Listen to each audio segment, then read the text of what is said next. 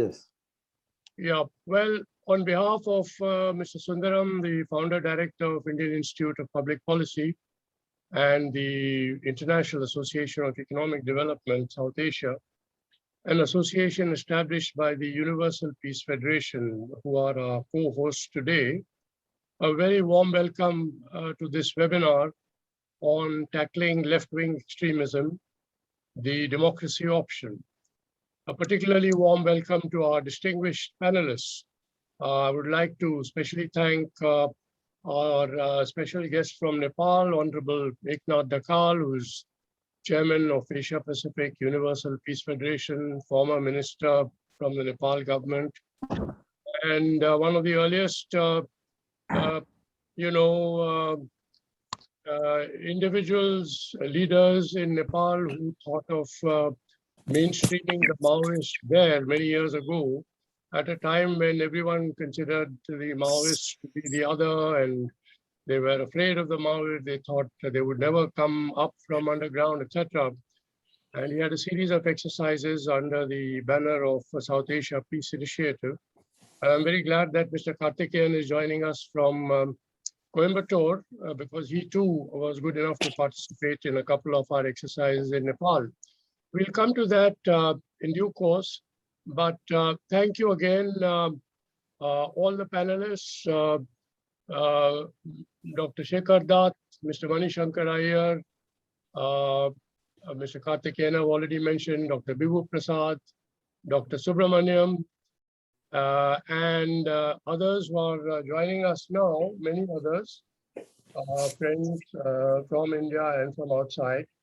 Very warm welcome to you. And of course, one of the things that we have to think about is why we should be having a meeting on this subject at all at this time when we are seeing so much of tragedy unfolding around us because of the virus. Well, the reason is simple. This is a decades-old problem which has eluded final solution until now. It has gone through several phases. There was an excellent article by Dr. Shekhar Dutt, which has been circulated to the panelists. There does seem to be a comparative stalemate in recent years in the sense that the number of incidents have come down. The highly affected districts, the numbers have come down. Security force casualties have been steadily coming down. So apparently, while it is still a balance between the Maoists and the security forces, the balance seems to have somewhat shifted in favor of the security forces. And experts talk about a strategic stalemate. But non-experts like me often wonder if it is a strategic stalemate, it is ultimately going to be for whom?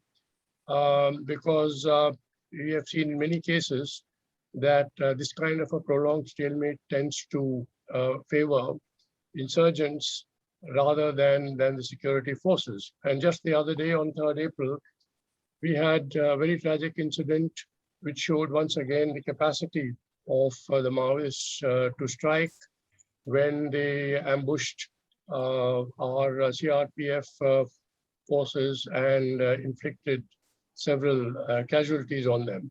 So was this an aberration, or is this a warning of possible upsurges in the future? Now, of course, many experts are arguing very strongly against any kind of negotiations for many reasons. One of them being that the security forces are already on top, and it would be simply playing into the hands of the Maoists if we start trying to negotiate with them, because they will probably use it to buy time. And also, there have been so many cases of negotiations with insurgents which have failed elsewhere, including in India. If the option is no negotiation, then the current strategy of counter-insurgency plus winning the hearts and minds of people can be upgraded, can be made more effective, and can certainly continue. And as Mr. Shekhar Dutt says in his article, clear, hold, and develop is the strategy which is most likely to succeed in the somewhat longer run. But the question that many of us have in mind is time on the side, considering certain aspects of the problem which will not go away very easily. For example, the access to finance of the Maoists, the political business nexus, which keeps resurfacing every now and then. These things don't disappear very easily. And of course, there is also the reality that insurgents can exploit democracy itself and governance itself, all the shortcomings of democracy and governance, the almost insatiable public expectation of delivery of better life by the government of the day uh, to their advantage, and without apparently ever reaching a level of satisfaction. So this aspect of uneven democracy, uneven governance is something that is going to take a long time to redress. And if it is not redressed, then there is a potential of these shortcomings overcoming both the counter-insurgency plans and the winning hearts and minds of people plans. And there is the other aspect today in this COVID situation that tackling the Maoist insurgency, if the stalemate continues, could be a needless and very costly distraction to the priority that will be there before us all to recover as quickly as possible and tackle the socio-economic impact of the pandemic. Tens of millions of people are going to be added to the below the poverty line population. Unemployment, marginalization, discrimination, these are all problems that are only going to increase almost inevitably post-COVID. So since these are really more than ideology, supposed to be the root causes of the Maoist insurgency and left-wing extremism, can there be another wave which may come and overwhelm all the strategies that are being perfected in order to reach a final solution?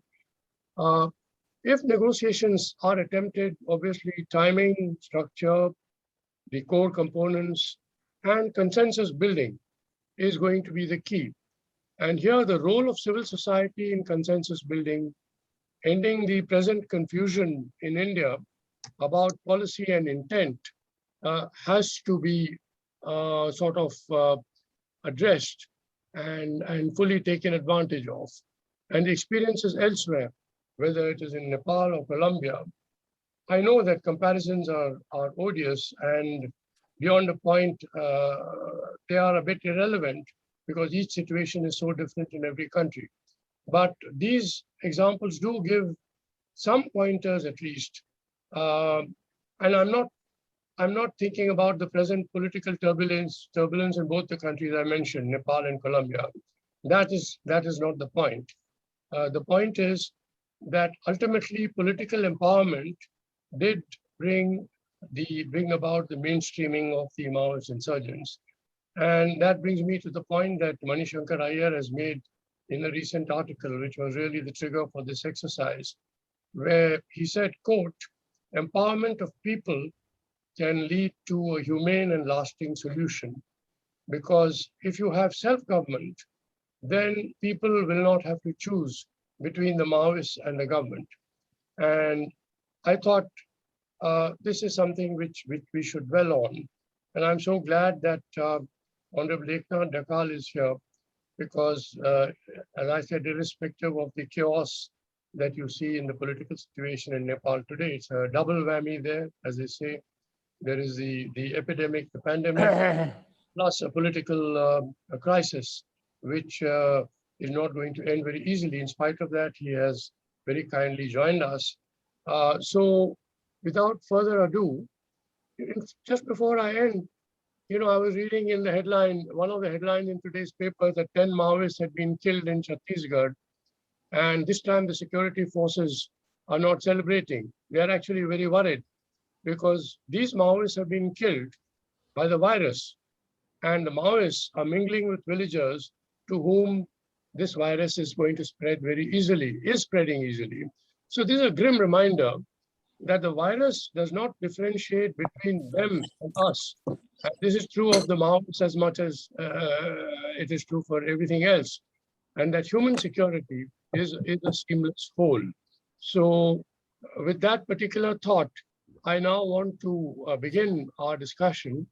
And the ground rules would be that, we are giving about 10 minutes to each panelist. There will be a bell at the end of 8 minutes. The request is that every panelist could stick to 10 minutes because we want to make this as interactive as possible and lead to some meaningful outcome so that we can build on it and continue our studies and deliberations. How to deal with 10 minutes. extremism. 10 जना democratic. 10 जना माओवादीहरु मरेको छ छत्तीसगढमा. But this time Yeah. So may I begin by requesting Dr. Shekhar Dutt, who will speak on analyzing the Maoist insurgency. Dr. Dutt, floor is yours. Thank you very much, Mr. Rajan. And I'm very glad that some very eminent people are here who know everything about how Maoism or many of these problems have been dealt with by the government so far. And it's an issue which has been in the mind of people ever since Naxalism evolved in the North Bengal region. Well, in the North Bengal region, after the evolution of Naxalism, they did find some solution of amending land records and giving land titles to the king, which to a great extent ameliorated the problems over there. And the next round of Naxalism came about in Telangana, Andhra Pradesh, and the central parts of India. So it's when we talk of left-wing extremism or Naxalism, actually we have to also discriminate between region to regions. And also it's not such an issue which can be generalized all the time. Although a lot of people have a habit of generalizing and putting then an ideology to cover that. So we have an ideology of left wing. Sometimes I feel like saying that there is no left wing, no right wing. It's just plain self-interest of people, especially. And again, it's not that everything is done by the people who are below the poverty line. It is people who are much above the poverty line who cause some of these differences, and which then drive the people in situations like what we know as Naxalism. Tribal are another bit, people, if you see the tribals, every tribal society is a different society. It's a society which has traditions and customs, and they are different. They're as different nationalities as we can put them from Portugal to Finland, and yet we call them tribals, and we think that the tribals are all ganged up together, and we then try to put one solution. Another thing which I think people must know is about the need of people varying. The people of such regions, are they very poor? Are they desperately poor? Or are they have some ideology and they want to prove some points? I have been posted in Madhya Pradesh, and I have seen that region to region there are differences, absolutely different. And you be in the place called Karahal in about 100 kilometers from Gwalior, about 300 kilometers from Delhi. And the Karahal terrain is populated by a primitive tribal group, and now they are called as the very vulnerable tribal group called Sahariyas. And the Sahariyas speak Braj Bhasha. So there was an anthropologist from JNU who said that Sahariyas, over a period of thousands, of 2,000 or 3,000 years, have shifted from Mathura region to Karahal. And they have kept the customs and language with them. But they don't have Naxalism. And similarly, Madhya Pradesh is full of different territories which have very, very dense population of tribal, say Jhabua and Dhar. And both of them have Bhils and Bhilalas and other communities, other different tribal groups. They don't have Naxalism at all. So I think when we start sort of seeing what is the cause of Naxalism and what is the reason why Naxalism prevails at somewhere or left-wing extremism, I don't want to call it left-wing extremism because it is something which is from very akin to a criminal bit of mind. Now, what happens? Now, before we go, I'd rather put the perspective right. You know, the history goes back from 1960s of left-wing extremism in India. But from 2004, they became a little more because the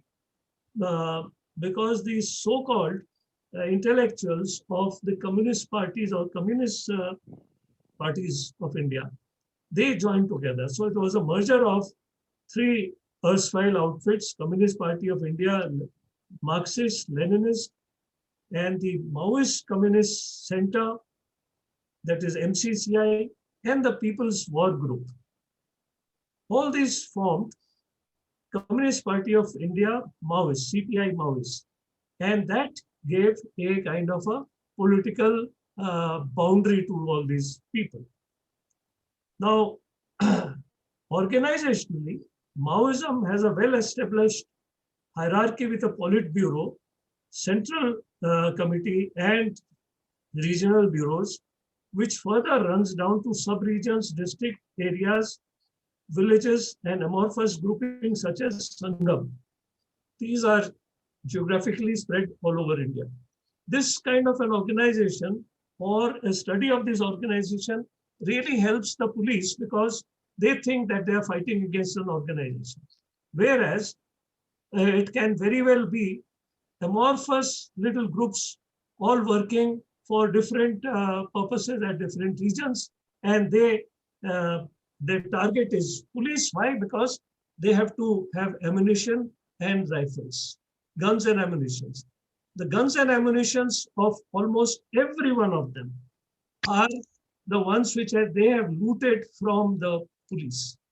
And so therefore, if a policeman or a police party which moves around with gun and ammunition, they are the targets. If they don't move around with guns and ammunition, nobody harms them.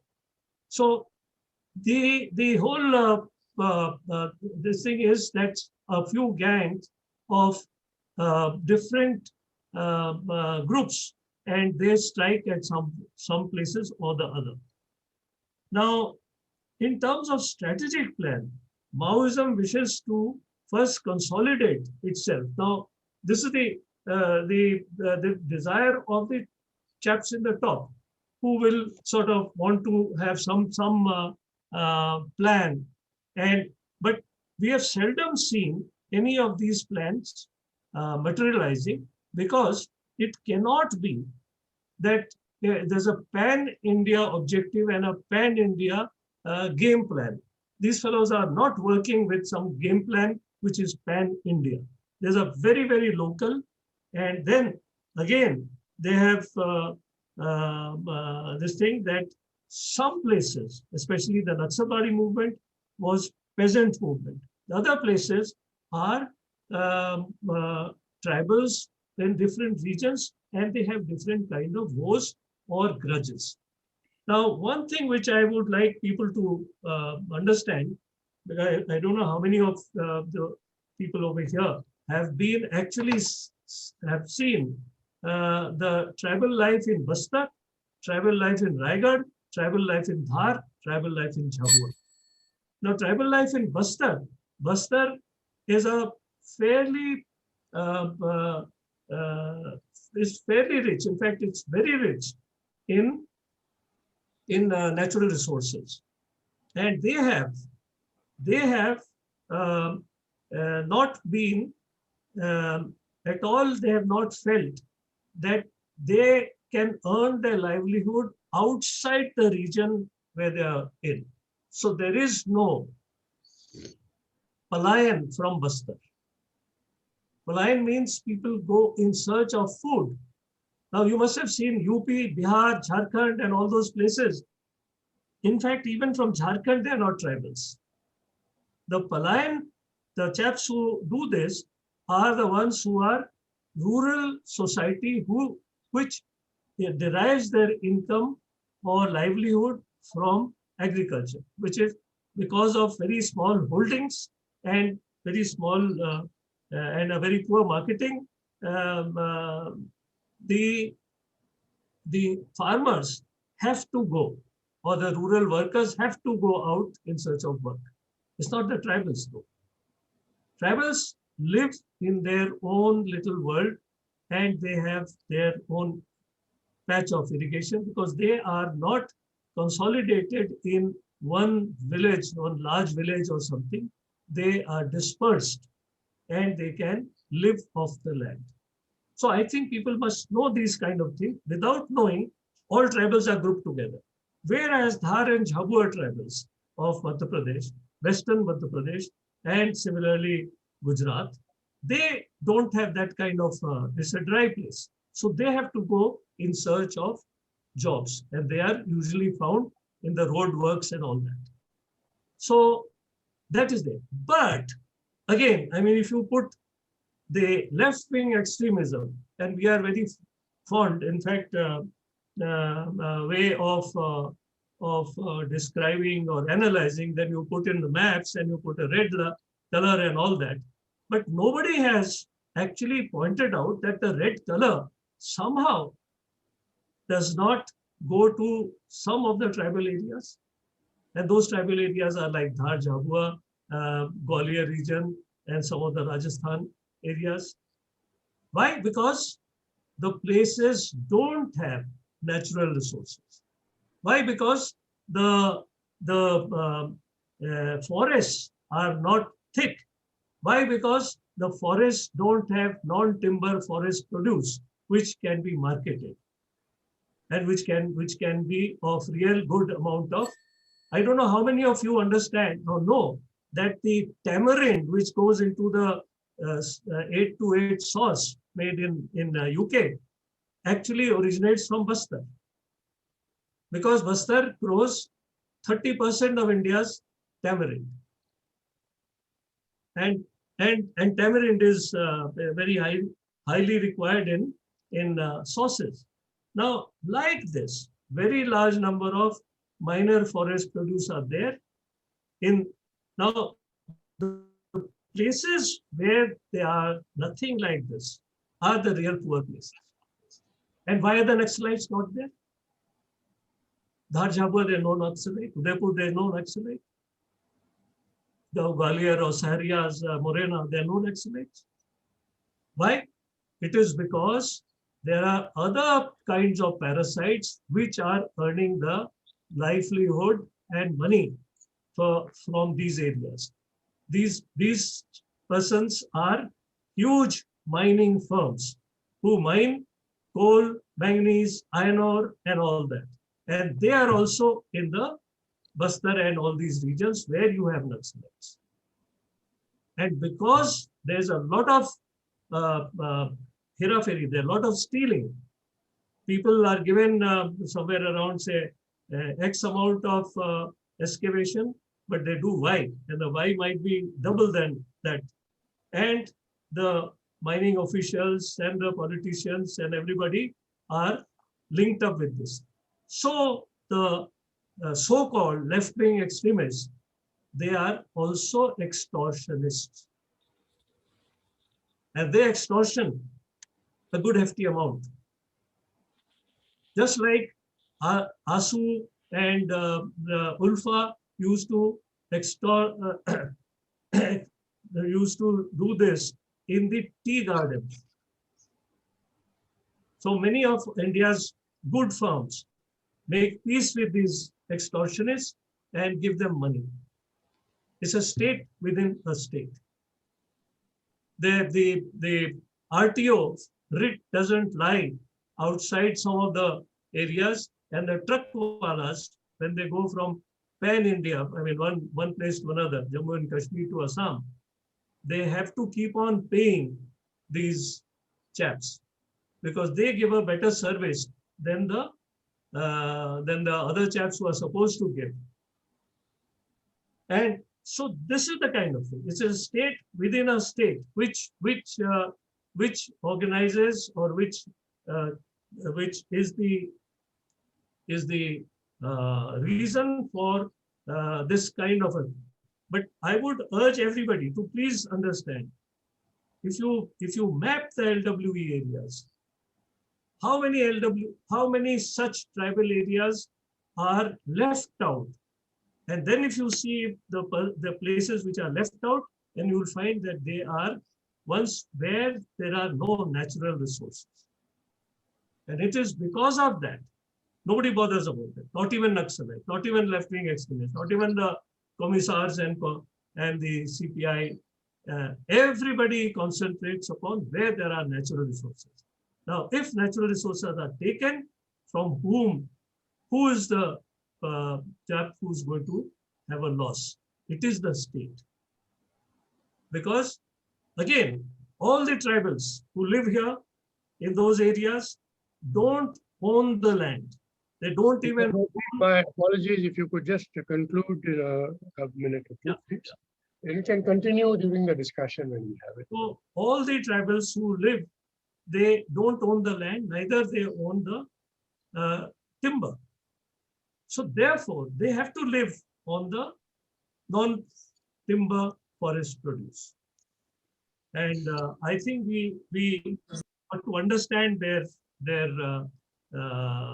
way they live and the way they protect their customs, traditions. So I had to say this because understanding this would make us really understand the causes and also the way we should find solutions. Thank you very much. Thank you. Thank you so much, Ekataji. And really, you have given us much food for thought. The danger of oversimplifying the Maoist challenge is one of the things that we all have to guard against. We'll come back to some of the important points that you've made, I'm sure, when we have the discussion, because we have a number of participants joining from India as well as outside. But I must now request Mr. Manishankar Iyer to please take the floor and speak about the democracy option. Thank you. Mani? Thank you very much. I am unpersuaded by the argument that Mr. Shekhar Dutt has made about differentiating between different areas where there are tribal concentrations.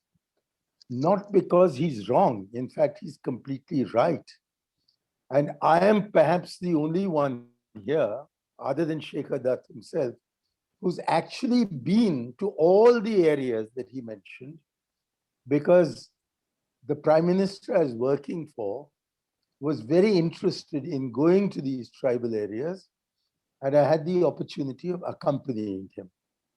So I completely agree that there is a huge difference between the tribals of Dhar Jhabua and the tribals in the area of Bastar and further south.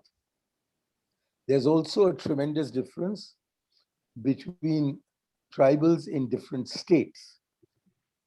And it is a fascinating anthropological study to discover what are the different customs and so forth that appeal to tribal communities in different parts of the country.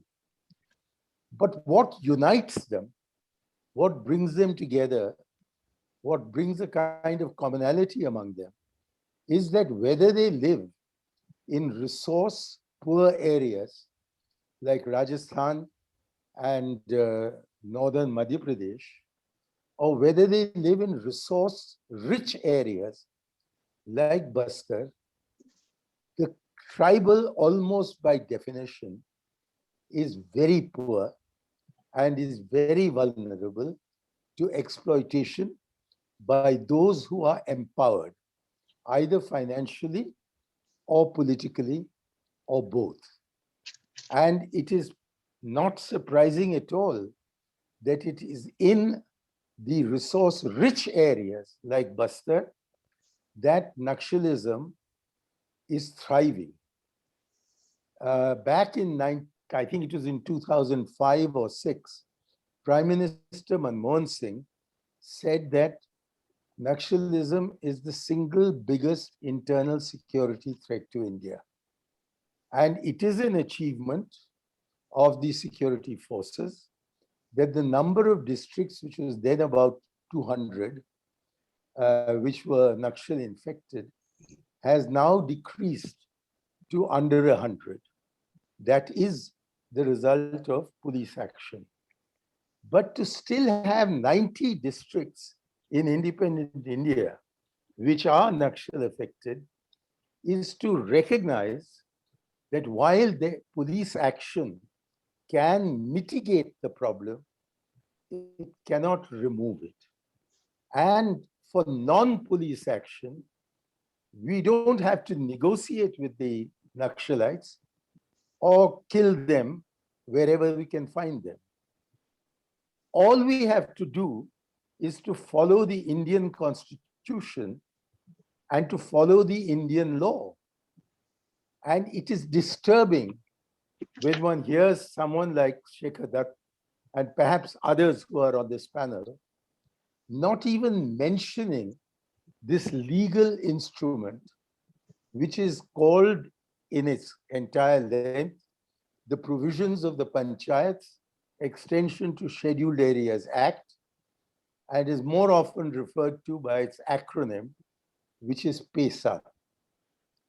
PESA was imposed on this country by the Constitution in the 73rd Amendment. For the amended amendment stated that it was not the states concerned in the 5th scheduled areas, but Parliament itself, which would pass the conformity legislation for Panchayati Raj. And that conformity legislation was passed unanimously by Parliament in December 1996, which is exactly 25 years ago. And to have a seminar on the democracy option without having heard the word PESA in either the introduction given by our chairman or in the first intervention is, I find, terribly disturbing. For the conformity legislation passed by Parliament for these scheduled areas is probably, I say this as somebody who's been studying Panchayati Raj for 30 years or more, is probably the most effective piece of conformity legislation we have anywhere in the country. Number one, it treats each tribal habitat as a village panchayat. It's not like the village panchayats in the rest of the country, which are bundled together, sometimes to the extent, as in Kerala, of having 30,000 as their population. It says that any given village panchayat must be confined to a particular habitat. It also says that when a proposal is moved by the panchayat, it cannot be passed by the panchayat alone, which is, of course, the worst aspect of Panchayati Raj in the rest of the country. It says that it has to be approved by the local Gram Sabha before it can be acted on by the panchayat concerned, by the elected members of the panchayat. And then whatever is the audited accounts of that tribal panchayat does not become valid. No utilization certificate becomes valid until the Gram Sabha, which is generally a gathering of not more than 100 or 200 people, because tribal habitats are small, has approved it. If you use this, then you take, and I now concentrate specifically on the resource-rich tribals, you remove them from the Hobson's choice of having to choose between the Maoist exploiter and the contractor exploiter, precisely because these areas are very rich in resources. You have a nexus created between the contractor, the forest guard, the thanedar, even the schoolmaster. The government of Odisha or the government of Madhya Pradesh, now Chhattisgarh, is hardly available. The government is the local kotwal. The government is the local patwari. The government is the local BDO. Most terrible of all, the government is the local forest guard. And the prime minister or chief minister is not there. There's the very rich thekedar, the contractor, who is present and who needs to have the state on his side in order to exploit tribal resources and make them his own and give nothing or next to nothing to the tribals. What is more, tribal society is not fractionated as society elsewhere is. They tend to be homogeneous, they tend to be united, and they also tend to be very democratic. They do not have normally a hierarchy which is autocratic. They tend to be very democratically organized local societies. And what PESA did was to say, empower these units of local self-government, elected local self-government, with number one, functions, number two, finances, number three, functionaries. Now, getting functions allotted to them is the easiest thing to do, because you can always pass a law that has no practical significance unless it's backed up by finances.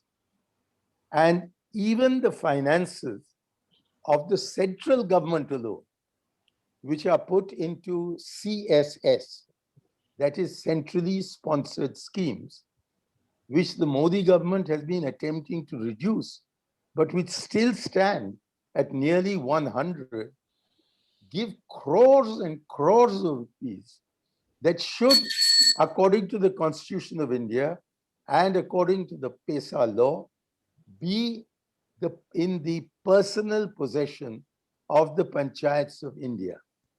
Now, if you can't do that for various reasons in the rest of India, if you did it in the tribal areas or in the Nakshal affected areas, you would be able to give real development, not into the hands of bureaucrats, not into the hands of contractors, not even into the hands of the Maoists, but directly into the hands of the local people. As of today, as I had said a little earlier, the people in these tribal areas, that's the fifth schedule areas, they are totally dependent on the local exploiters. They have nothing of their own. The bureaucrats do not even go there. And if they do, they try to get the hell out of it as quickly as they can. The Maoists, on the other hand, live among them. They are helpful to them in various ways. And that is why they are able to survive the worst depredations. And I'm using my language very carefully. The worst depredations of our security forces and their allies, who are these contractors and who are these forest guards and who are these thekedars and these patwaris and these BDOs. They have hardly a choice between good and bad. Their choice is only between bad and worse. But PESA, a law that exists on our statute books for 25 years, it's a quarter century old, and has not been invoked by anybody in the security establishment or even by the Home Minister in cabinet, where I have served for 5 years. Why is it that this humane piece of legislation does not appear to you to be useful? I grant that if so much money were to go into the really red areas, it may result in the Maoists taking it away. But if you put this much money in the hands of the 100 liberated zones, which have come up because of security action, then it will serve as a major example to the tribals in the hottest zones that if we opt for the security forces, it's not that we are going to be in the hands of policemen, but that we are going to be in our own hands, because in the same way as the 100 penumbric districts are receiving the wherewithal to be administratively and politically empowered, economically empowered to handle their own destinies, so too would we be if we stopped supporting the Maoists. The technique is that which was used in Florida, that if you want to get rid of the alligator, you drain the swamp. Mao said that the guerrilla is a fish swimming in an ocean of people. So if you remove the ocean, then the fish automatically die. And if the fish are the people who are enabling the Maoists to survive for decades, despite all the depredations of our security forces, then it is because the people in those areas tend to or are persuaded that their own experience shows them that there is a little more to trust in the man who lives among us than in the man who does not live among us. And that is everybody from the government. Schools without teachers, hospitals without nurses. I mean, what is the choice before the people, the tribals, who live in those resource-rich areas? If only they were resource poor, then nobody would care for them, and they could live as happily as the Brajbhasha speaking tribals or the ones in Dhar, whom Sheikh Adat was talking about. But if they are living in resource-rich areas, then there is too much of a coalition against them to grab their non-timber resources, of which they get a fraction. I'm sure Mr. Datta is well aware of the Tendu leaves trade. What has that given the poor laborer who is essential for plucking those leaves, or for the tamarind that he talked of, or for various fruits and berries, or for the entire non-timber resources like shellac. They are getting nothing out of it. It's the businessmen from Calcutta who are salting away all the profit. So unless you enable the tribal in these areas to attain dignity through self-empowerment, you're not going to be able to break the back of a problem that you have not been able to break the back of for decades. Mr. Chidambaram used to always put up the example of Operation Greyhound in what is now Telangana. At that time, it was Andhra Pradesh. What did it achieve? It just drove these Naxalites out of Telangana and into Odisha and southern Madhya Pradesh, that is now Chhattisgarh. And if you now drive them out of these forest areas as well, I fear we'll be subjected to urban Naxalism, which is a much more difficult thing to face, as the Colombian experience bore out.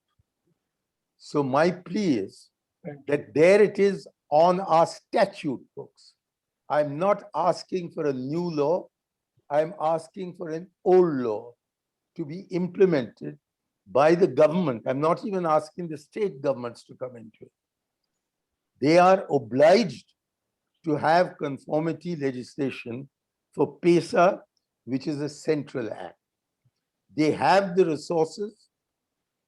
It runs to crores upon crores, which they can make available to the 100 districts or so, which, if Mr. Dutt would accept the Maoist language, he could call the liberated zones, those that have been liberated from the Maoists.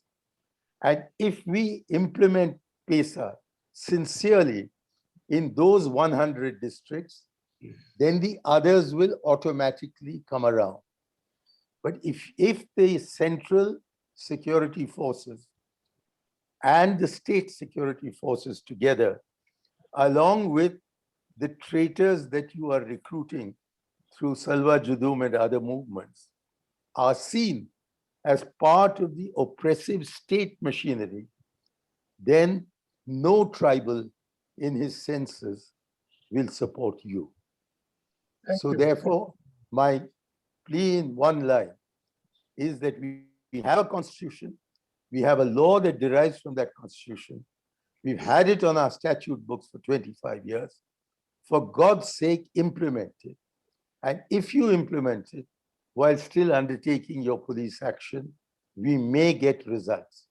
But if you don't implement it, then your police action will always remain half fulfilled.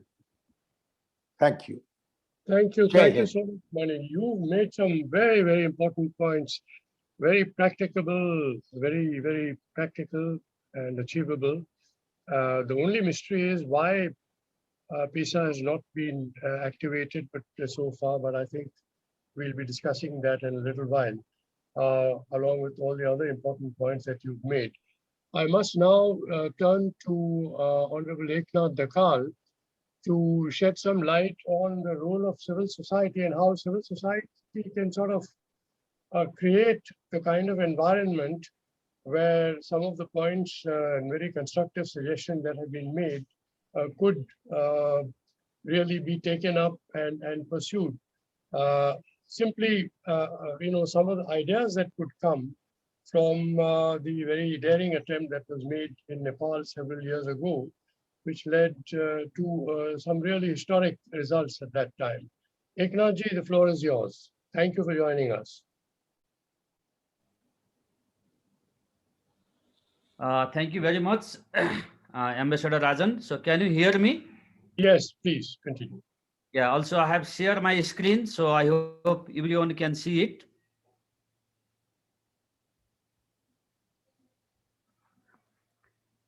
Yeah, so I thank Indian Institute of Public Policy and also the International Association for Peace and Economic Development for hosting this timely webinar to discuss tackling the left-wing extremism and the democracy option. So I respect the views presented by two distinguished personalities just before me from India. So thank you so much. And also I look forward to listening the views from other distinguished panelists in this webinar. So thank you, Ambassador Rajan, for inviting me. So you have asked me to talk about the role of civil society in mainstreaming Maoist. Of course, there are many civil society organizations who had significantly contributed in the peace process of Nepal, especially mainstreaming the Maoist militant to the peaceful democratic process. But since I represent the Universal Peace Federation, a global alliance of individuals and organizations promoting peace in the world, so I will present the work of the South Asia Peace Initiative under the Universal Peace Federation that contributed in Nepal's peace process. South Asia Peace Initiative promotes the peace, development, and cooperation through leadership consultation and grassroots activities in South Asian nation. It is a civil society initiative and has already held a series of 21 SAPI conferences organized in Nepal, India, Pakistan, Afghanistan, Bangladesh, and Sri Lanka. So SAPI is a project of the Universal Peace Federation, which has general consultative status with the United Nations. So, well, in 1996, Maoist insurgency starts in Nepal, and an estimated 15,000 people were killed between 1996 to 2006. I think all of you are aware of it.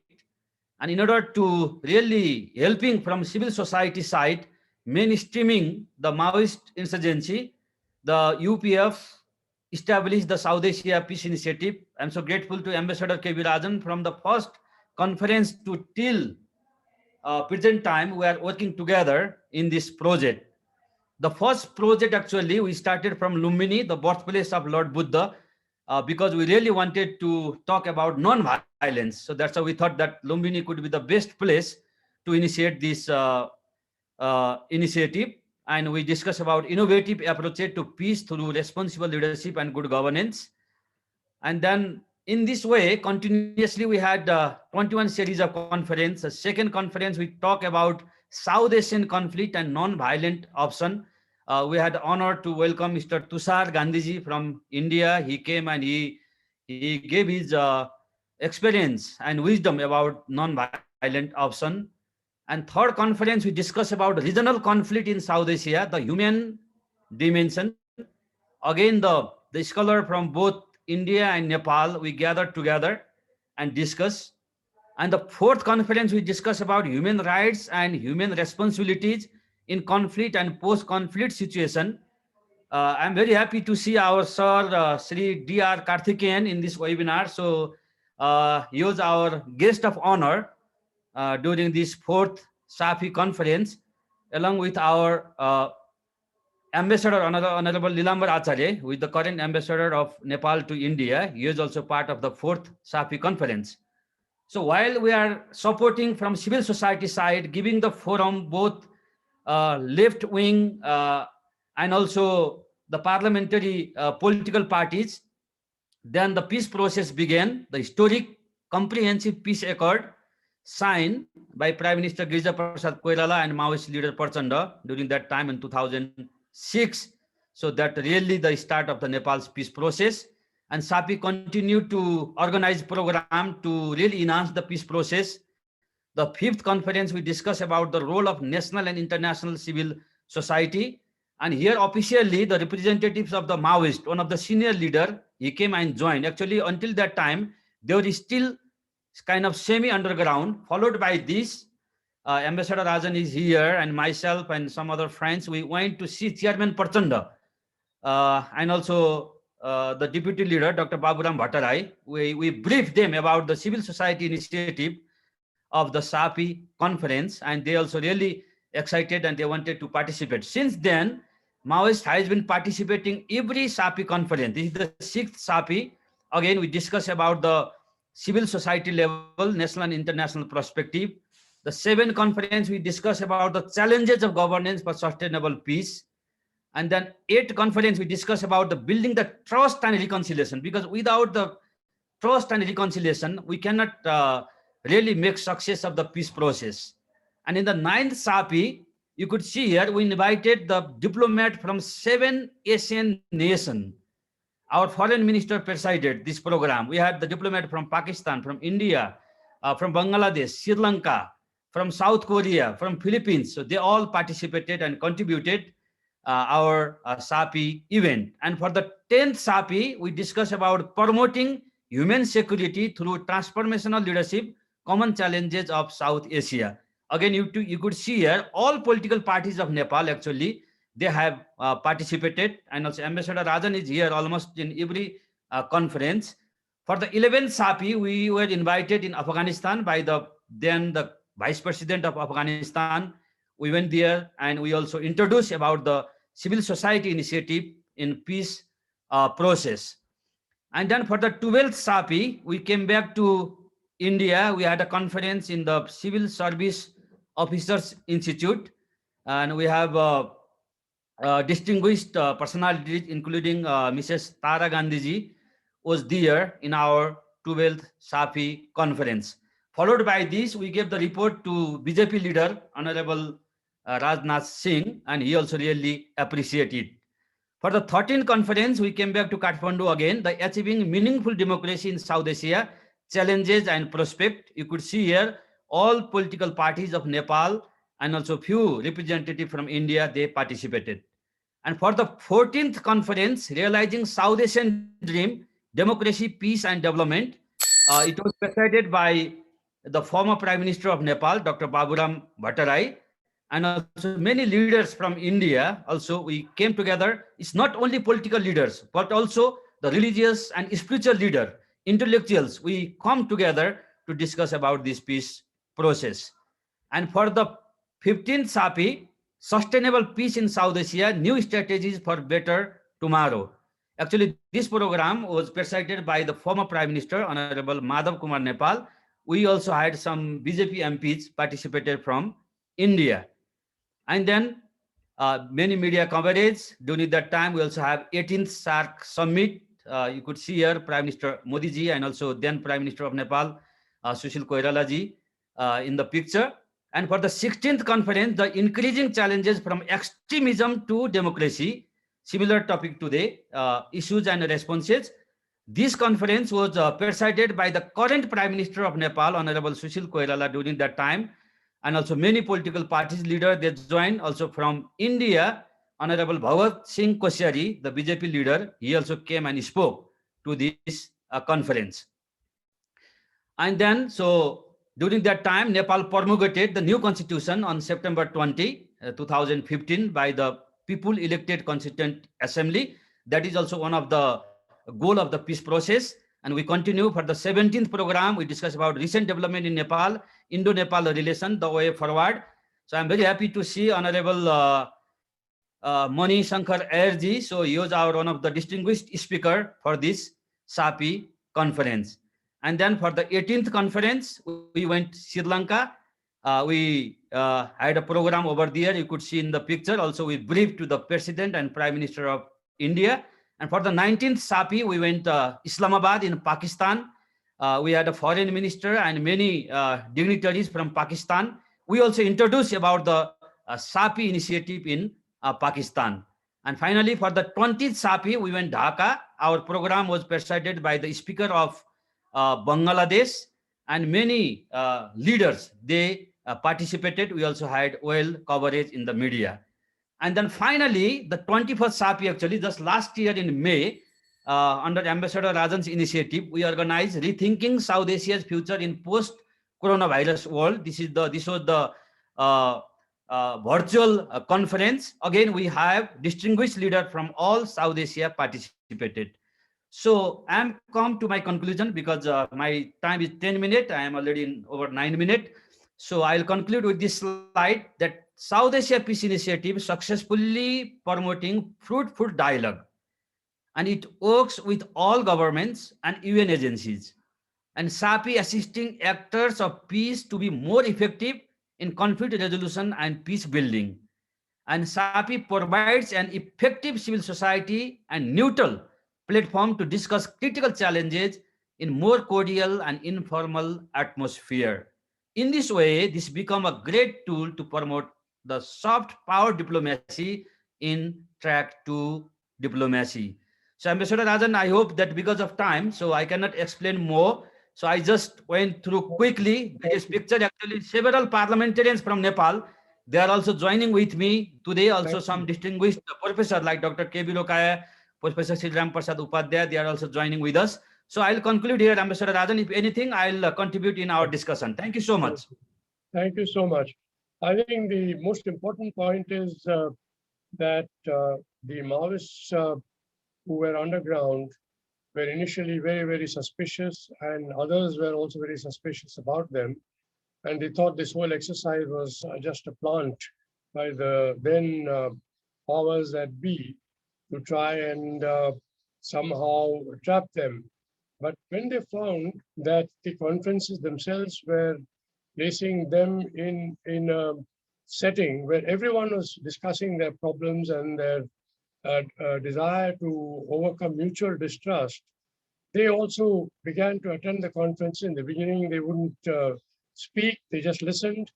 But eventually, they began to make their own contribution, and outside the main conference, they began to have their own direct lines of communication with same political actors with whom there had been so much of mutual distrust. So the important thing is to create trust and reconciliation through informal communication and constant dialogue. It takes a lot of patience, but ultimately the end result, I think, was achieved due to this as well as many other such similar initiatives. Thank you, Eknath. We'll come back to the Nepal example, I'm sure, if time permits. I would now like to, I don't know if Mr. Dr. Karthikeyan is still here, or is he just, are you there, Karthikeyan sir? He had to just, I think, step out. In that case, I'll request Dr. Bibhu Prasad to kindly make his short presentation. Dr. Bibhu Prasad. Right, so thank you, sir. Three excellent presentations have already been made. Now, the topic given to me to focus on is the security perspectives and the options that we have in the left-wing extremism affected areas. I've been, as a researcher, as an academic, I've been following the CPI Maoist rise ever since its formation in 2004, and it's already been 17 years. I've seen many ups and downs. So what I'll do is not touch upon the topics that have been excellently dealt with by the previous speakers, but only to focus on the security aspect of the left-wing extremism that we are facing today. In the short time that's available to me, I will touch upon two aspects. The first is the nature of security force operations and their inherent limitations, as I call them. And this I'll deal with in 4 points. And then I'll go to the options that are available to us. That also I'll provide an additional 4 points. There are many things to talk, but 10 minutes is all that I have. All right. So regarding the nature of security force operations and their inherent limitations, the first point that I'm trying to underline is the nature of war. The nature of war, as I say, the CPI Maoist today is probably militarily the weakest in its entire history. When I say history, I begin from 2004. We have seen when Prime Minister Manmohan Singh talking about the left-wing extremism and the biggest internal security challenge, that phase is gone.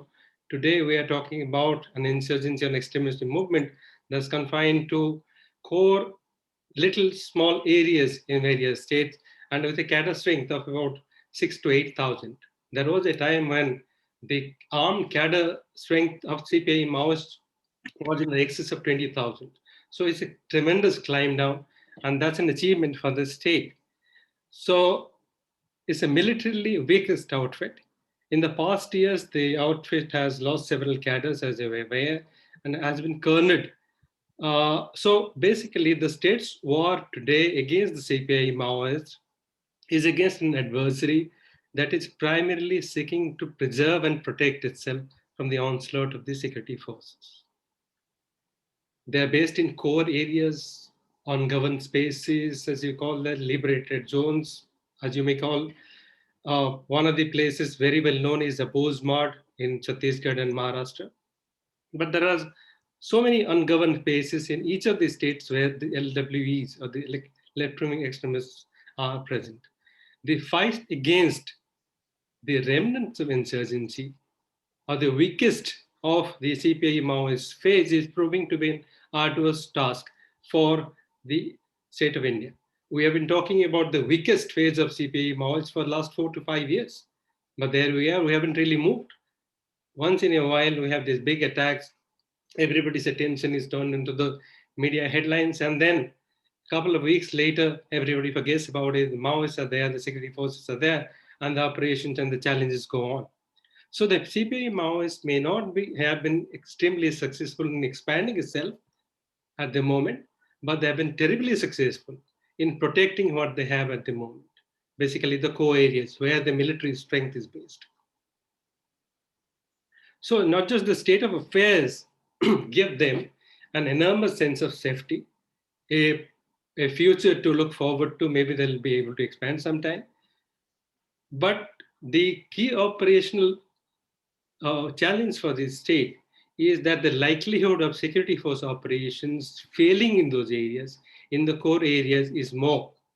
The setbacks that the security forces suffer from time to time can be sort of contextualized within this reality.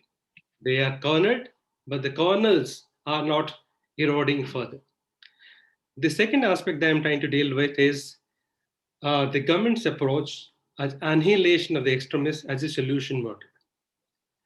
Now, 2024 is the new deadline given by the MHA or the Home Minister to end left-wing extremism in this country. The MHA follows a multi-pronged approach to ending left-wing extremism. But as we understand, as we all know, that it is clearly a force-centric approach that dominates. So that basically translates into going after the top leadership of the CPI Maoist, which has been rather unsuccessful. Not in the recent past, any of the top very senior leaders have ever been sort of killed or arrested.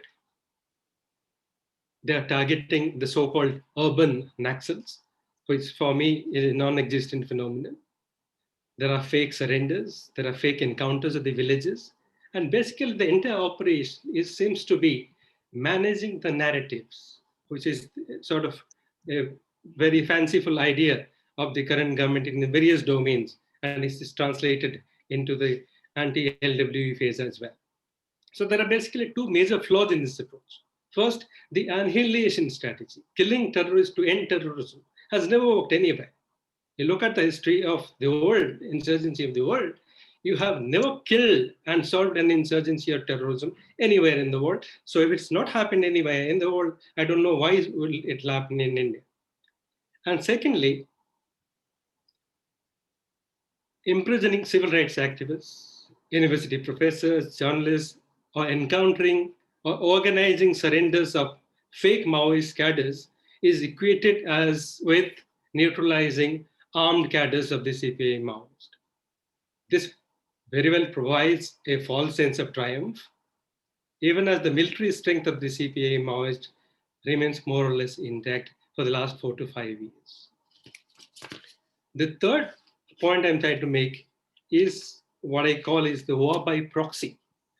Now, millions of rupees have been spent and continue to be spent on modernizing the security forces, augmenting their capacities, boosting intelligence, both human intelligence and technical intelligence.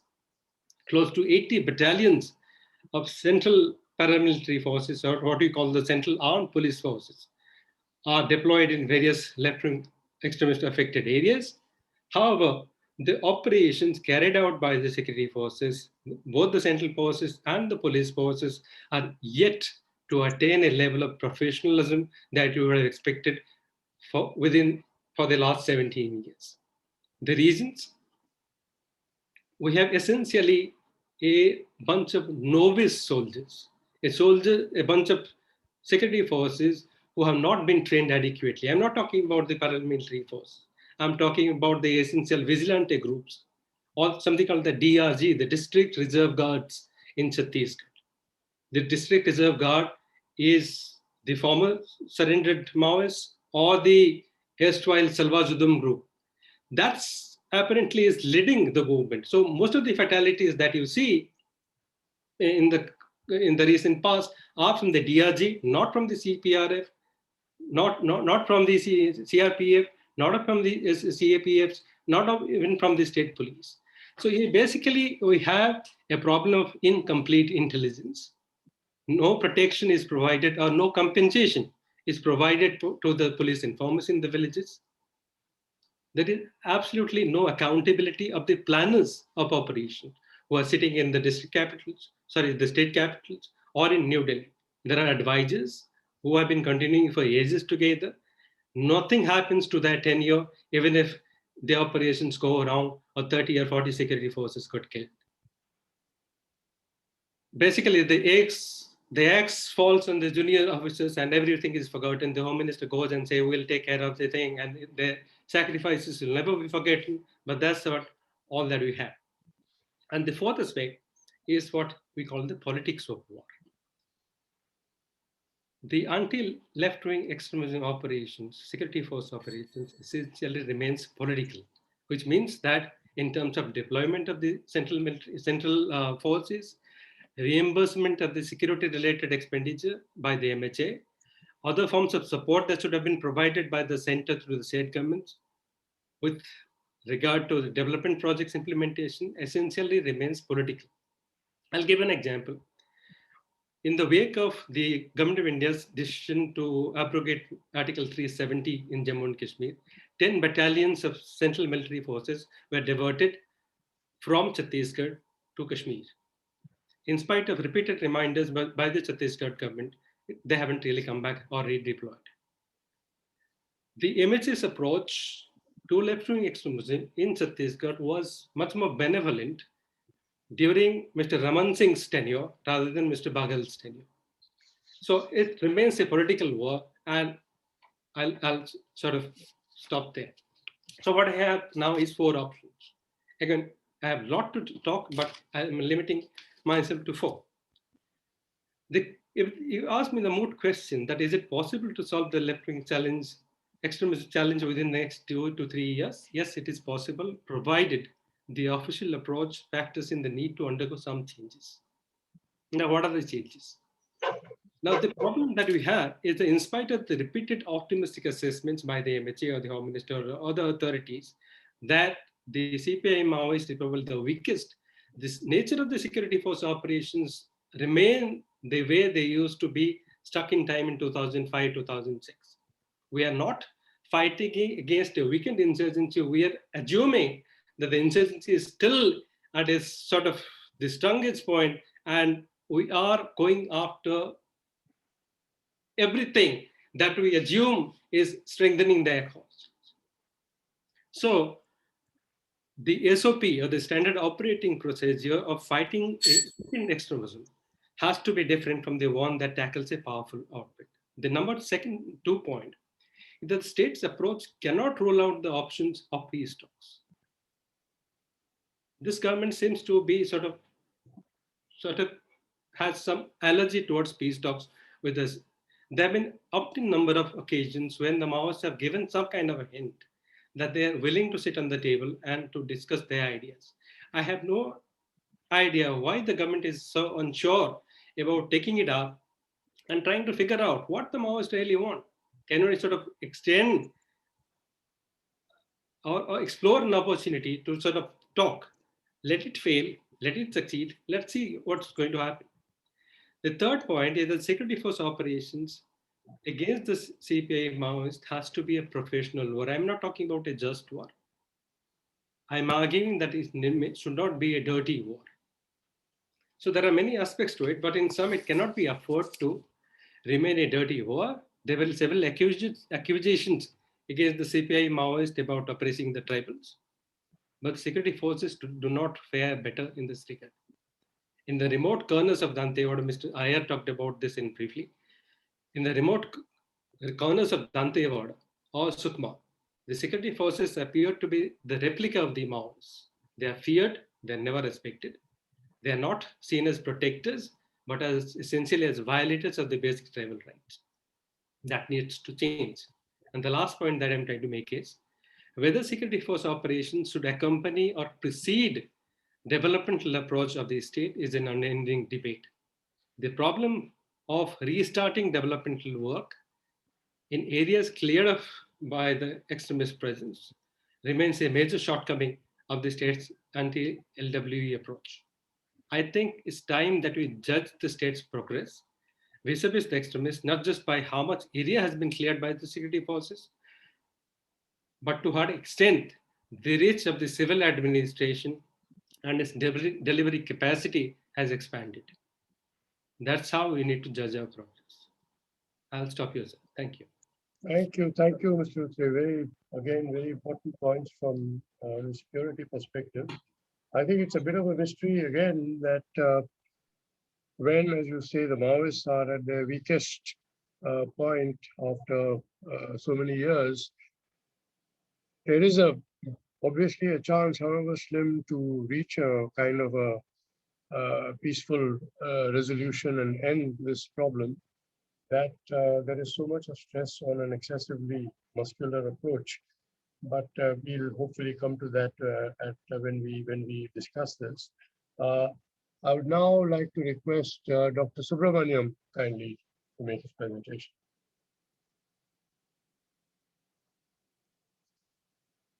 Mike, please unmute your mic.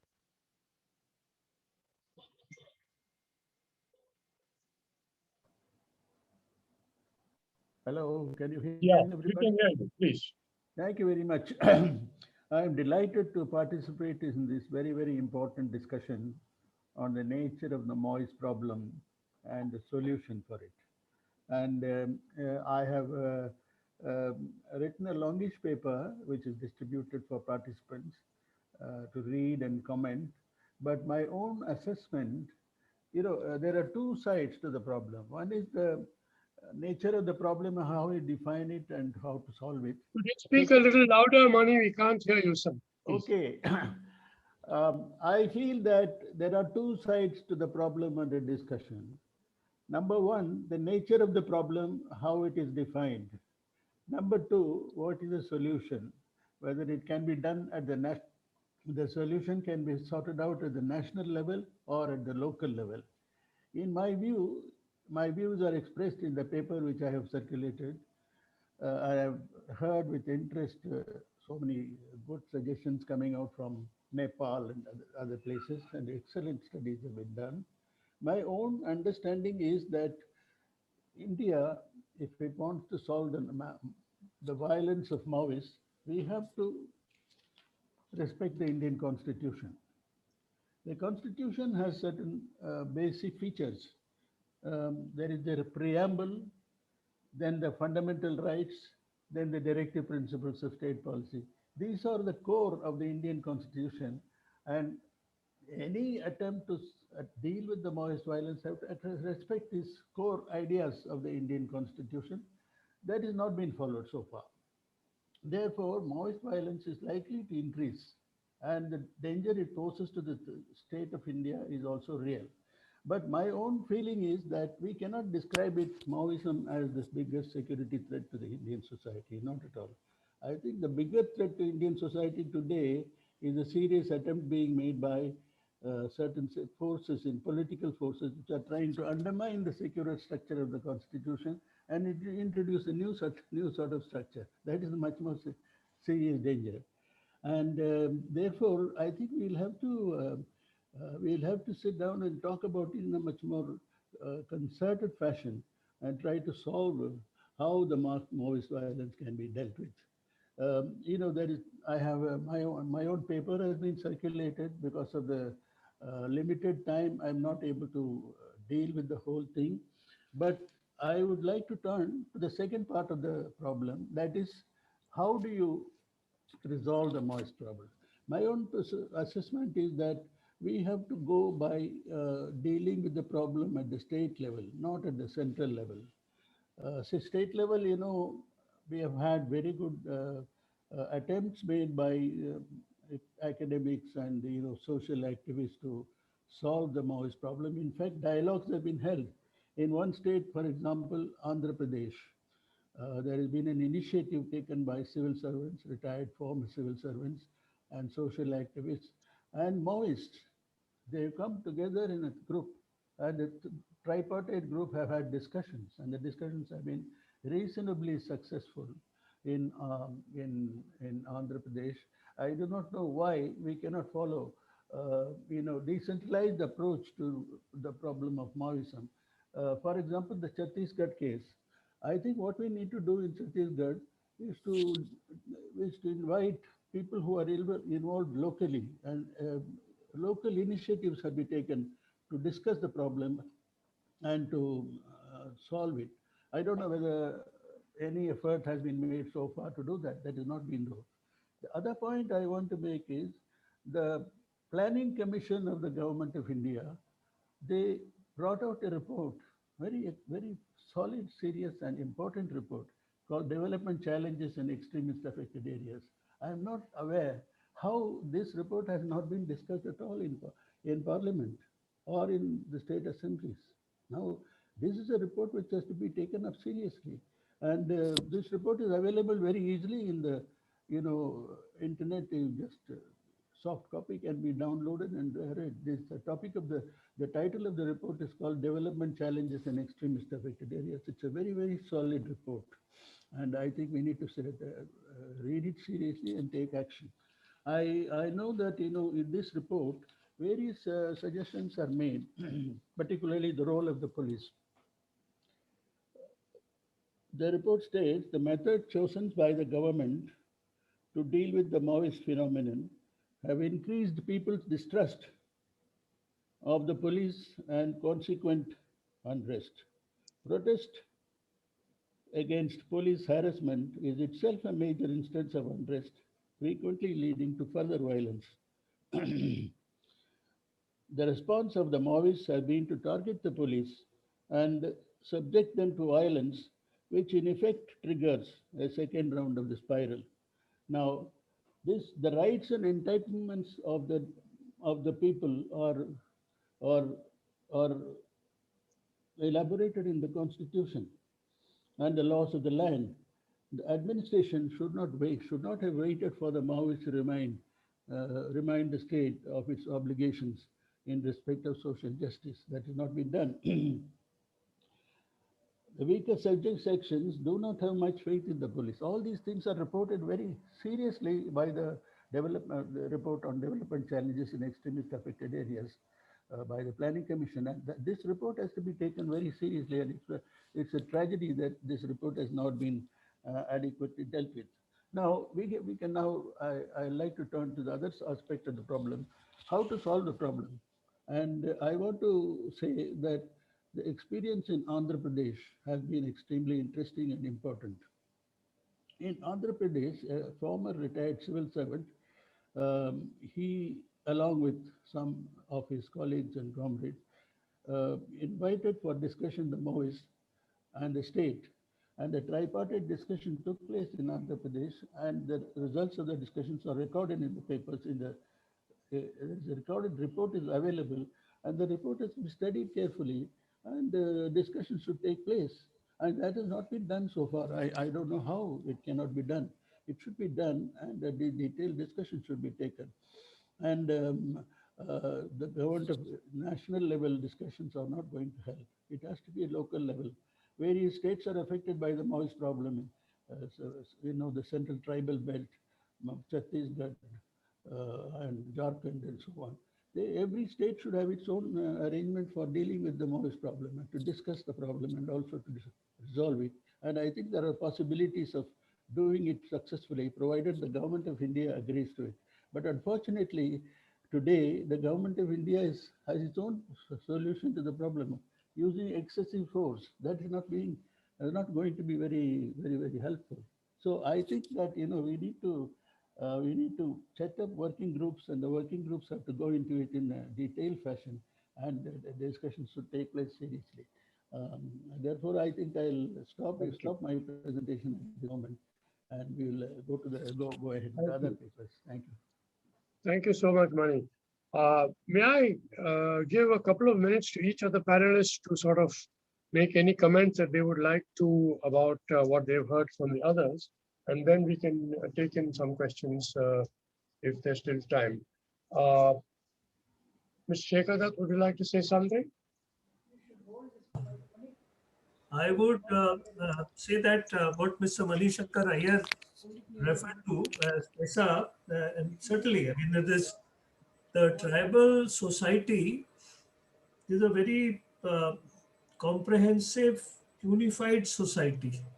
And at the village level, or they don't have really village, but they have a small, you can say, geographically similar kind of a place where they live. I mean, it can be Majra, Tola, Para, or different hamlets. But that constitutes their village. And the Gram Sabha has to take up certain issues, which they do. And we in the government sort of setup, after the 73rd and 4th Amendment, we should have given much more credence to this society, especially in the tribal areas. Now, in the other rural areas, other non-tribal areas, you have definitely you have the Gram Panchayat, then and then you have the Block Panchayat or Taluka Panchayat, and then you have the Zilla Panchayat. But that's a different type of establishment. Here, it is the voice of the small group of tribals. But beyond that, I mean, they say the Gond community is not in one village or one small area. The Gond community in Madhya Pradesh or Chhattisgarh would be in spaces larger than the state of Haryana that I live in now. So similarly, Halbis are different, Begas are different, and they have huge areas. So there are only some small tribes who live in areas where they have eye contact with each other. There are many more tribes who are from one end to the other are huge. You can't communicate with everybody, but they are an integrated society. This we have to understand. Now, what has happened is that the tribal has been used to have a control, or if not control, usages of the natural resources. And if the natural resources use is in a partnership mode,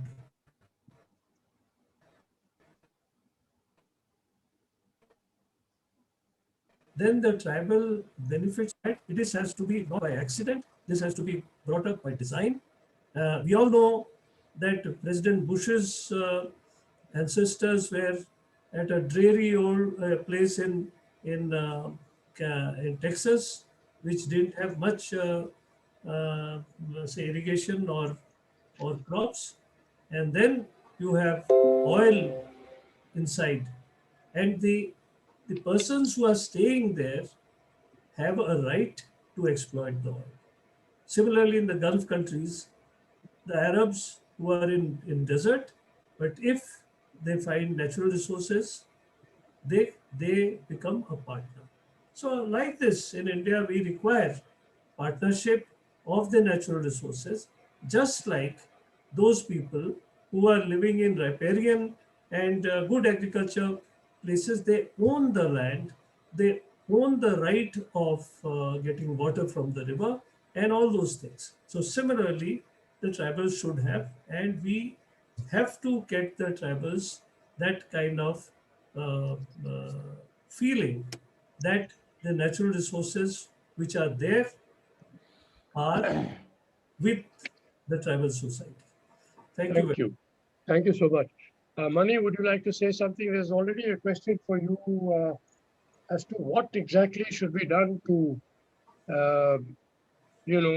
activate Peace Hub, since nothing has been done for the last 25 years. Is there something that civil society can do or the media can do to try and highlight this opportunity? Yeah, I think the civil society should make a direct attempt to the Sorry, I president. was addressed to Mani Shankar Iyer. Okay, okay, okay. Mani. Unmute yourself, Mani.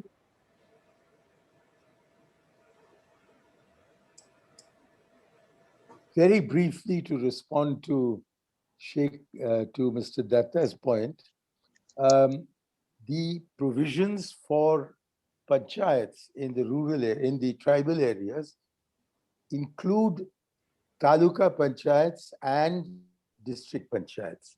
So while the emphasis is very much on village panchayats, the other aspects of Panchayati Raj are also covered by PESA, and therefore issues that go beyond the village can easily be tackled at the two higher levels.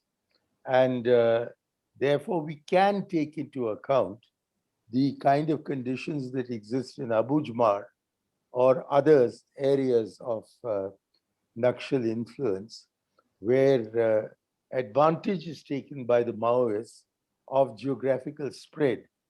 But our PESA takes that also into account.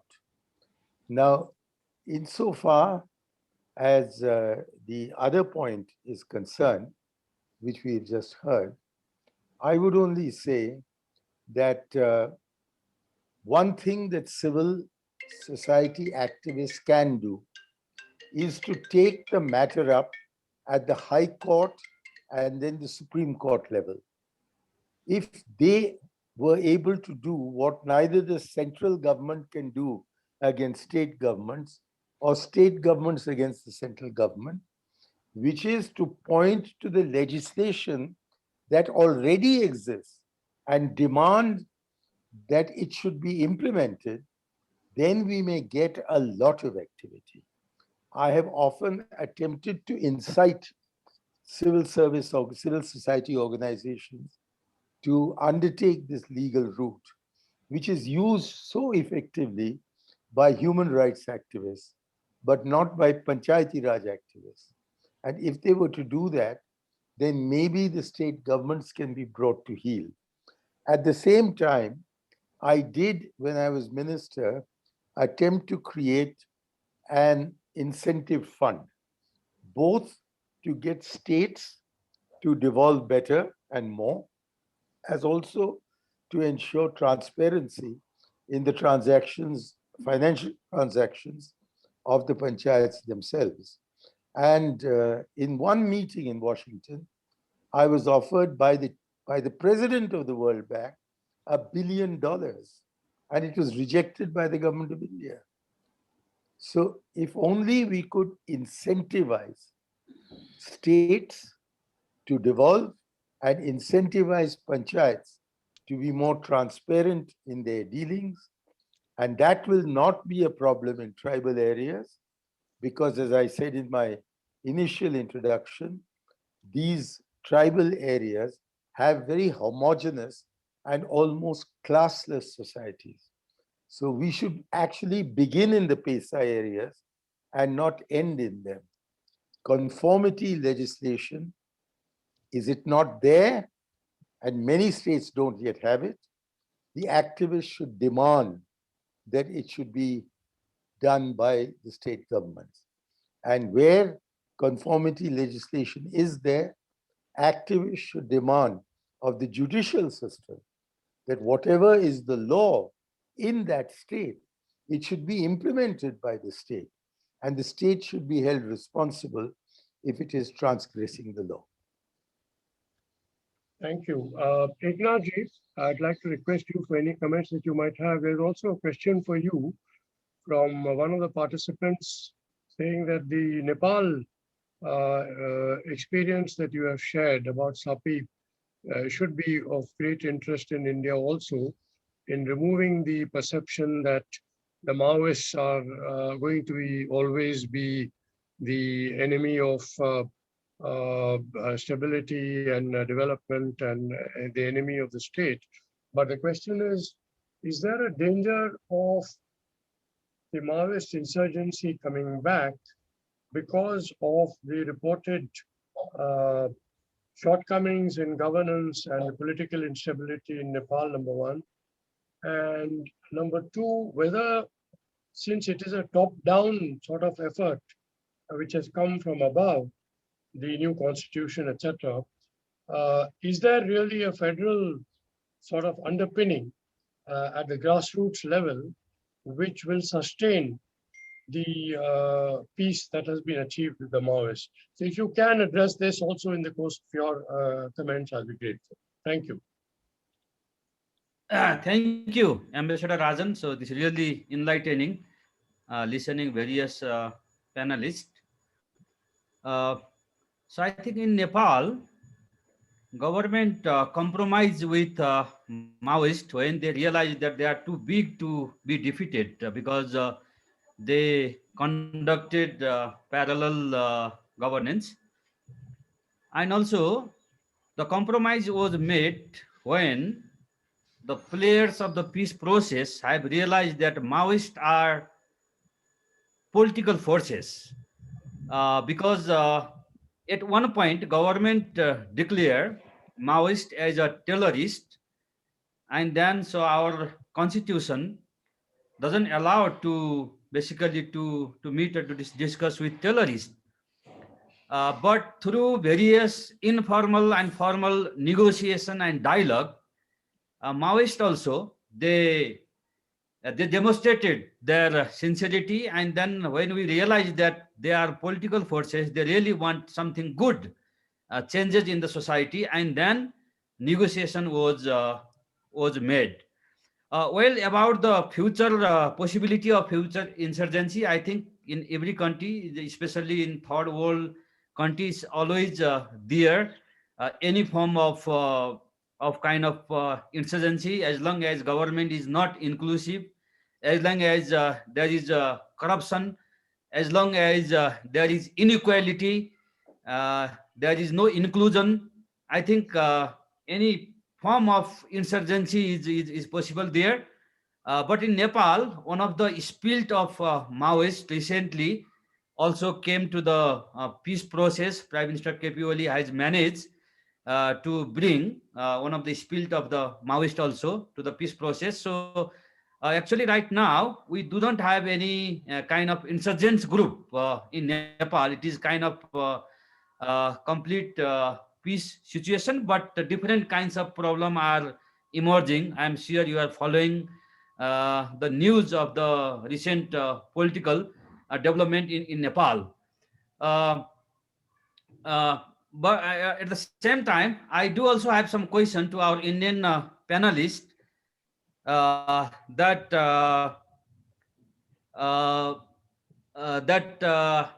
how big is the Naxalist or Maoist movement in India? Because I think first, without really evaluating their strength, maybe we cannot prepare our counter proposal. And also, like, what is the strategy of the Indian government? Basically, they have any Indian government has given any room for the Indian Naxalists to come to the dialogue, or I mean, like, what is the like latest standpoint of Indian government about Naxalist movement? If some of the panelists make clear about this, I will be grateful. Thank you, Ambassador Rajan. Thank you. I'll just let the remaining two panelists say their piece and then maybe we can answer your question. Mr. Rutre, would you like to say something? You know, this basic question that when the Maoists seem to be down, if not out, and they must surely be accepting the fact that there is no prospect of their coming to power through the route of armed insurgency. Isn't this a good time to reach out to them and try and work for a peaceful resolution? That's one of the questions addressed to you. Mr. Utre. Right, sir. Absolutely. I think this is a time for some alternate approaches to be made other than the force-centric approach. There have been some feelers from the Maoists, from the zones, most effective zones, like the Dandakaranya zone, and that they're willing to settle for some kind of a negotiation. Earlier, they used to have very prohibitive preconditions. Those preconditions are gone, like freeing all the political prisoners, the security forces would be completely vacated from the LWA affected areas. Those preconditions are gone. So this is a time for not just to initiate some kind of a peace process or a dialogue, at least with the CPI Maoists, to at least to know what's in their mind, but also to explore an opportunity to settle the issue for once and for all. But the government of India seems not to be in a mood to initiate any kind of dialogue, because it has a muscular policy. It wants to kill each and every Maoist and their supporters and solve the issue. It has a completely different approach. So I don't see any kind of a prospect of that kind of a approach evolving from the official corridors at all. I'd like to reiterate what Mr. Iyer, Mr.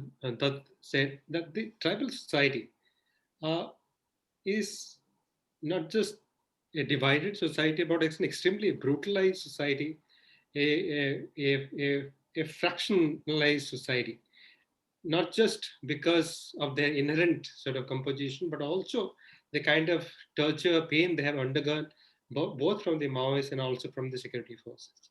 The Salvajudum experience, the brutalities they continue to suffer from the security forces, the ex-Maoists who operate with the sense of impunity.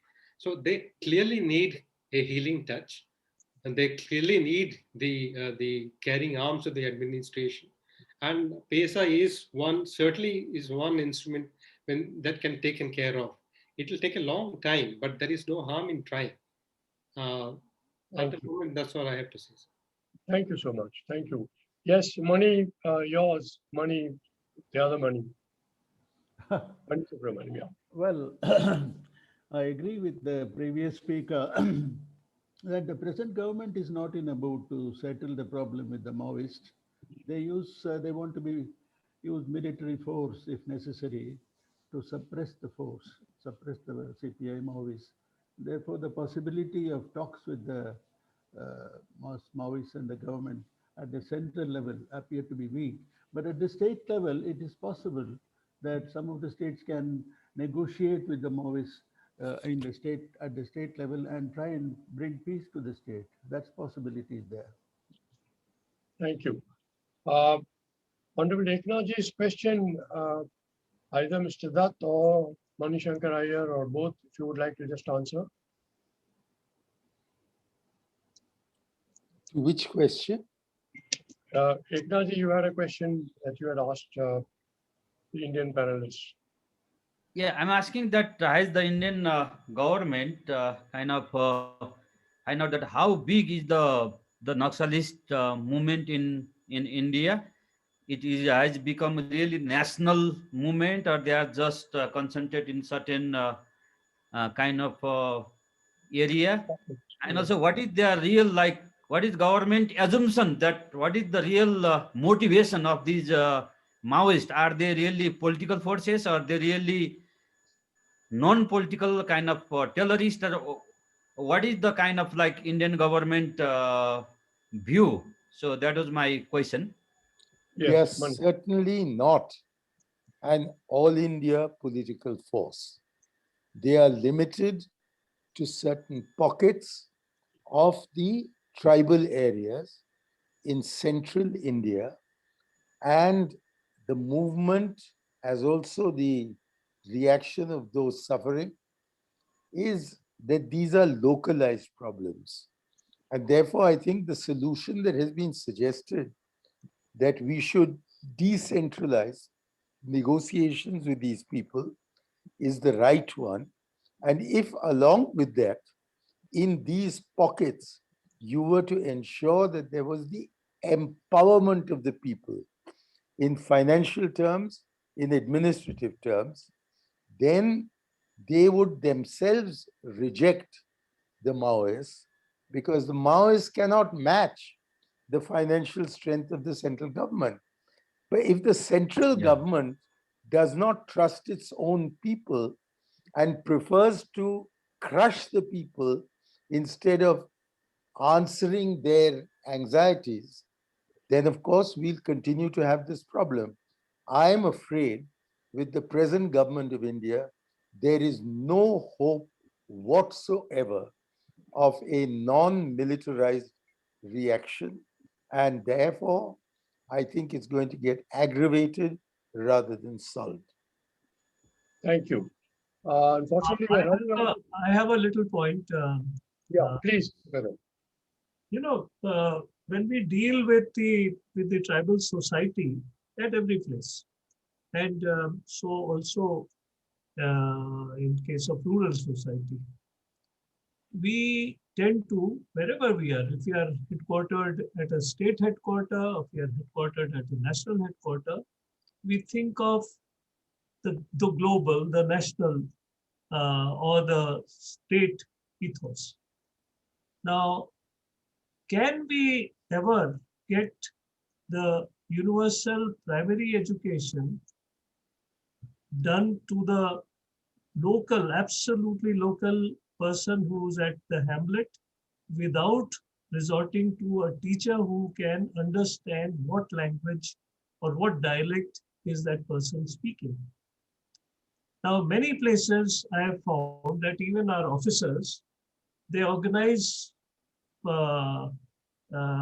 camps, and they called me that let's go there and we will mainstream those people with the headquarter. Headquarter is Bhopal, and we'll mainstream Jhabua into Bhopal. So my point was that, in fact, when we go from Bhopal to Jhabua, we should mainstream ourselves at Jhabua rather than try and mainstream Jhabua persons to Bhopal. Now, there's a lot of difference in this. India is culturally so wide apart that unless and until we appreciate the other persons, other society, other tribal tribes, or even non-tribes society and their traditions and their culture, we are not going to have an all India inclusive might, and that is what it is required. That can only happen if we personally feel that we have very strong cultures dissipated all over, distributed all over, and we must feel that those are our culture. Thank you. Mani, yes, please, Mani. I really wish those people who are involved with these tribal issues would just be given one lesson in what the 73rd Amendment says. If Mr. Datta had read the 11th schedule to the Constitution, he would have found that primary education is one of the subjects that has to be devolved to the panchayats. So the panchayats should be recruiting their own teachers. They should be deciding what should be given at the most basic level. That document, the 73rd Amendment, and PESA, which follows from it, should be compulsory reading for all these CRPF and CISF and other khaki wearing and carbine carrying cadres that we are sending into. I have one major regret from my days in the cabinet. When Mr. Chidambaram, as Home Minister, asked for 600 crore rupees to be able to buy more uniforms and hand out more guns, it was immediately agreed. But when I asked for permission to get $1 billion that were being donated to us, there was objections of all kinds. So if we don't get our priorities right, then their priorities are going to prevail over us. I regard Naxalism as a self-imposed problem in the heart of India. You can say that insurgencies in the Northeast have been assisted by the Chinese, or you can say that insurgencies in Kashmir are getting encouragement of a moral and material kind from the Pakistanis. But this is the heart of India. And the heart of India is not under our control. Surely, if you're going to rule out negotiations, saying that, no, these are not the kind of people you can negotiate with, and you rule out self-empowerment, then all you're left with is a khaki short and a carbine. And I don't think the answer lies in violence. Mahatma Gandhi, I had hoped, had taught us that basic lesson, but I'm afraid the Home Ministry is very ill-equipped to use non-violent methods to sort out problems. Thank you. There's a question from Mr. Santosh. Mr.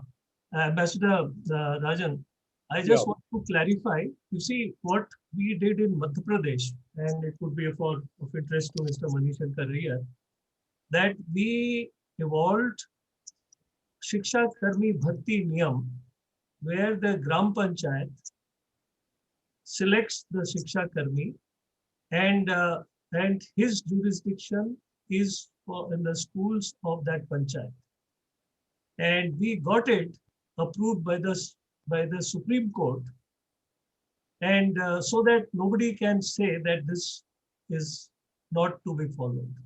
So Shiksha Karmi Bharti Niyam actually decentralized shikshaks to the smallest part of the administrative this thing, that is Panchayat or Gram Sabha. Yes, this was done by Digvijay in his first term. No. I was the principal secretary of education, and Digvijay Singh was so glad. In which I entirely endorse your point, and I would like to modify my remark by saying that Digvijay Singh in his first term, through Mr. Datta, succeeded in producing a tremendous panchayat-based education model for primary education. And then he wrecked it in his second term when he put district ministers in charge of the district planning committee. I wrote then, because he's a very close political ally of mine, I wrote to him and I wrote articles saying you are undermining the autonomy of these organizations by putting a district minister as the chairman of the district planning committee. He didn't listen to me and he lost that election. I don't know whether the system which Mr. Datta put in place back in the early 90s is still running, but if it is, my congratulations. Why not extend it to the Nakshal infested areas? That's all. There is there also. What was made for Madhya Pradesh is also in Chhattisgarh. The only thing is that once the person goes into and becomes from primary school teacher to middle and beyond, then he comes into the district cover. Yeah, sure. That is. Ambassador Rajan, our South Asia UPF director, Mr. Santosh Paudel is here. Maybe you want to make some comment? Sure. Comment, maybe. Yeah. Dr. Santosh Paudel.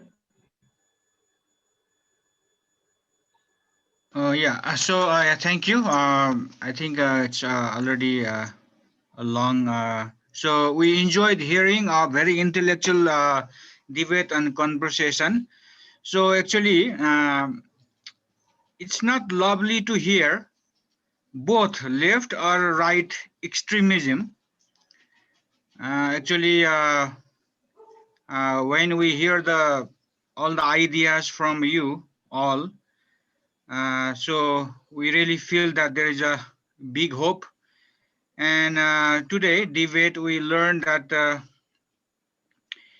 surely there is an issue of inclusive development. There must be tolerance, and there must be a respect of diversity. So even beside this, of course, there's an issue that who could take ownership as a stakeholder for the mediator reconciliation for this all violence, and to really mediate the both sides. So I have already questioned to Ambassador Rajan. So also I have some queries. I ask youth attitude and perception is very important regarding this extreme left wing and their presence, especially structure wise, in organization wise. So how a think tank of India and civil society leaders or government strategy to reach out those young people who are very bright and to educate to think rightly. So that is my query also to our Bibu Prasad. uh, Bibu Prasad sir. So I really enjoyed, and then I really thank all panelists for this very valuable debate. Thank you. Thank Yeah, you. also just moment, Ambassador Rajan, also Dr. Keshav Cholagai, he also have a question maybe in 30 seconds. So he can ask so that the Indian panelists maybe can answer together. Dr. Keshav Cholagai, please.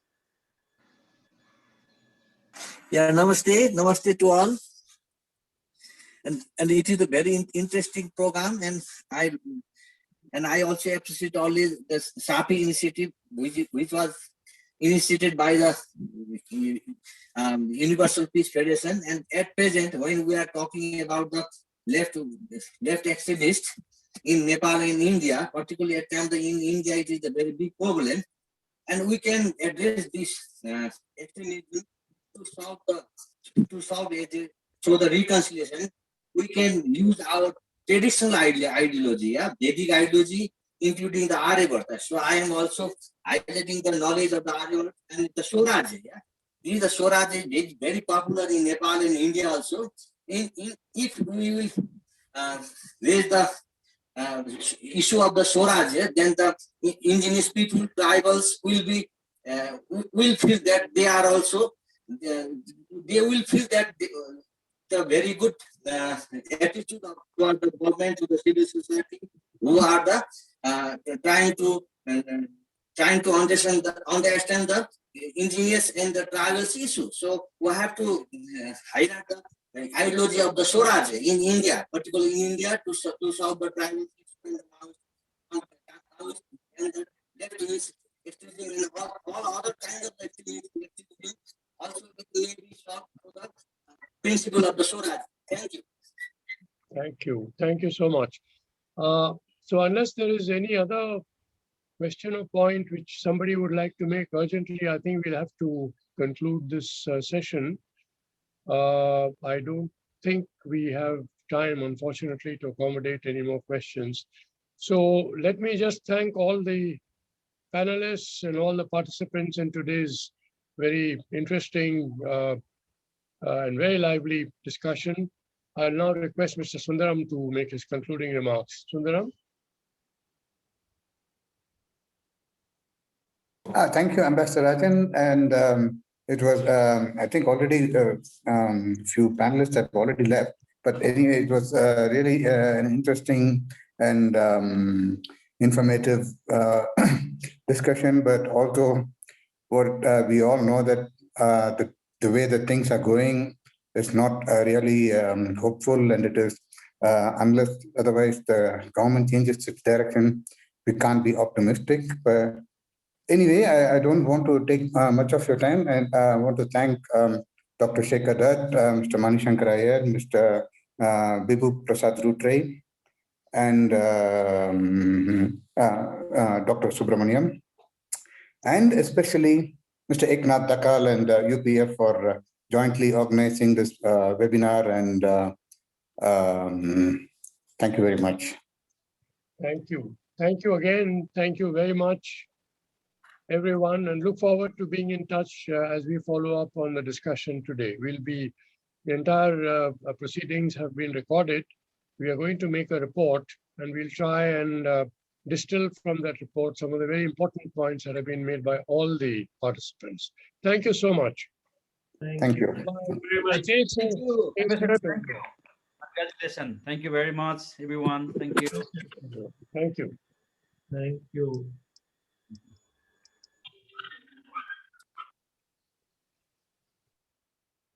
Thank you, Sir Shekhar Dutt, and also Honorable Mani Shankar ji. So nice to see you after a long time. Yes, thank you very much, and hope everything Thank you also, Sir Sudanand ji. Thank you. will not be affected by the second or third storm there at We Nepal. are affected, sir. So we are just side by side with India. Same problem we are facing. No, I think sensible people should take the storm away, and that is by just keeping oneself close in a very, very close, closely guarded, not allow the virus to step on your shoulder. Thank you, sir. Thank you. Thank you very much. Bye bye. I have to also leave now. Thank you. To everybody. Thank you, everyone. Thank you, IAPP. Thank you very much. Thank you very much.